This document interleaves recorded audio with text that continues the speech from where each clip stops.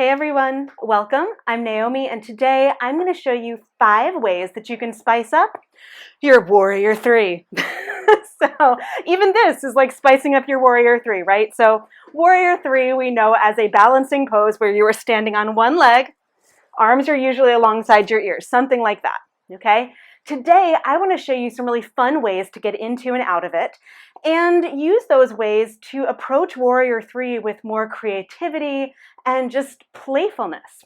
So let's get started with the very first one. Now usually when we go into Warrior 3, you usually go into it either from standing, right? You take a leg back, or you come into it from, Warrior 1. But what if you came into it from Warrior 2 instead? So let's say you're in Warrior 2 with your left leg forward and your right leg back. I have a guest with me today. She didn't want to stay inside, so we're doing this together. So let's say you're in Warrior 2. Okay, arms are out to your sides, left leg is bent, right leg is straight.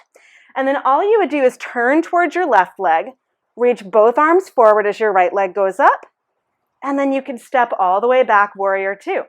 Now, if you wanted to do this a little bit differently and take your arms back, alternatively, you can go to the right, so right leg is forward, left leg is back, arms are out to your sides. You could step into your right leg, lift your left, sweep your right arm behind you, and then step back, Warrior 2, right? That's kind of exciting, yeah? So that's one way that you can spice up your Warrior 3 pose. Yeah? You like that? Nettie likes it. Good. All right, another way to spice up your Warrior 3 pose is to come into it from a twist. So let's say you've got left leg forward. Now you could do it sort of in a basic twist, right hand down, left arm up, or a deeper twist with your elbow outside of your left knee. But all you would do is go from your twist, unwind, right leg up. And then you could step back into it if you want, or you could do something else similar, right? But it's unwind, lift up, step back. Okay, and then alternatively, if you were doing a more basic twist, like a lunge twist, it would be the same thing, right? Step up, wee, and step back. Okay, now let's say you want to work a little bit more on leg strength. Here's some really cool ways to work on leg strength. Now the first way is to add a single leg squat. Now I've heard of these called shrimp squats. If that's what you like to call them, by all means. I think of it as just like a fancy single leg squat, or like a curtsy squat where you're tucking one leg behind the other. So if I was standing on my right leg, okay, I would bend my right knee, tuck my left knee behind, tap down with my left hand, and then reach left arm forward, right arm back. And you could repeat it. Tap down, hi, and reach back. Right, tap down, tuck your left knee behind your right, and reach out. Tap down, left knee behind right, and reach out. So you could try the other side and you could do it without tapping down. You could even do it a little bit more as a diagonal reach. So if left leg is forward, you would tuck right knee behind and sort of do a diagonal reach and then reach forward and back. Okay, tuck in, do a diagonal reach, no hand on the ground, and then come back to center. Tap in and reach back to center.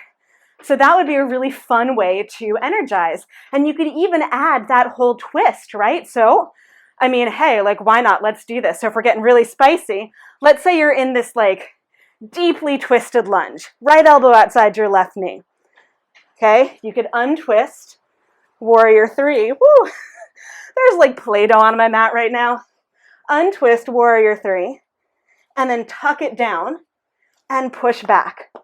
Right? And then step back, twist, right? And then unwind, right? Or do it on the other side. Let's do it on the other side just to be even. So if my right leg is forward, left elbow outside my right knee, I'd unwind, Warrior 3, and then tuck in that fancy curtsy single leg squat, push out, Warrior 3, and then step back or maybe step up into a Warrior 1 variation, right? So you can see how that might flow together.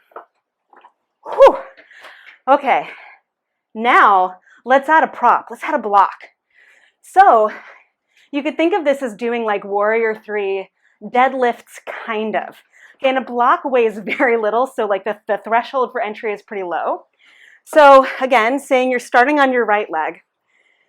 Okay, you step onto your right leg, Place the block down. Left leg is up. Lift your arms up. Lower your hands down to grab the block. Lift the block up, right? And then lower your left leg down, hands down with the block, right? Lift your right leg, lift your arms, and then reach down to grab the block. Your left knee might bend. Lift it back up. Take your right leg in. Block goes down, and then switch sides. Right leg standing on right leg, left leg up, arms forward. Then hands down, grab the block. Lift it forward. One more time, block goes down, left foot down. Right leg up, arms up. Grab the block, lift it back up, and then come back down, block down. Woo, so that's a lot of work for your core, your back, your glutes, your hamstrings, your shoulders. So it really turns up the juice in your warrior three. I'm out of breath. I'm out of breath right now. Okay, the last one. And this might be my favorite. So one of the prep poses for warrior three is table balance. Okay, different people call it different things, but I learned it as a table balance. Hey, buddy. So let's say you're in a table balance, left leg back, right arm forward. Okay, now what you would do from here is place your right hand down, lift your right knee, push back into a very tight dog. So your knee is bent, right heel is up. Walk your hands back towards your right leg, and then lift your arms, maybe alongside your body, maybe out to the sides.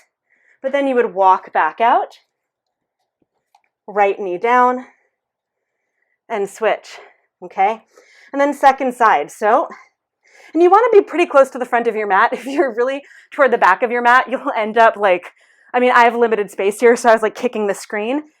If you want to be near a wall, then maybe being closer to the back of your mat is helpful because you could push your foot into the wall. That would be even more fun ways to spice up your warrior three. These are just 5 suggestions. There's so much you could do. So, last option, just last option in your table. We've already been here. So, you'd extend right leg back, left arm forward, then left hand goes down, right leg stays super strong as you push back, lift up. So see, my left knee is still bent, my heel is up. As I walk in, I keep my knee bent. Right leg is super strong, and I lift through my belly as I take my arms out to the side. Now, if I wanted to make it more interesting, I could keep my left arm lifted as I slide back into table. Whoa! And then left hand goes down, right knee down. Oh, okay.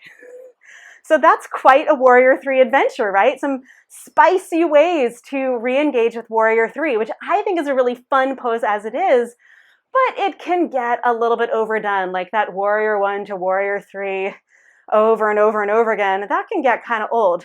Hopefully this is breathing new life into your love of warrior three pose, new ways to engage your core, your shoulders, your hammies, your glutes, and your brain, right? Engaging your brain on your mat is so important, okay? So thanks for tuning in. I hope you enjoyed this spicy how-to lesson. Let me know if you try any of these variations in the comments below. And as always, if there are other things that you want to see here on this channel, please leave a comment in the comments and let me know what else you'd like to see. And don't forget to subscribe. There's so much to say. Don't forget to subscribe, right? Click in the bottom left corner so that you can get a little bit of yoga with me every single week, totally for free, right here on YouTube. So thanks for hanging out with me and my little assistant who has taken possession of my timer. And I look forward to seeing you on the mat again soon. Until then, bye.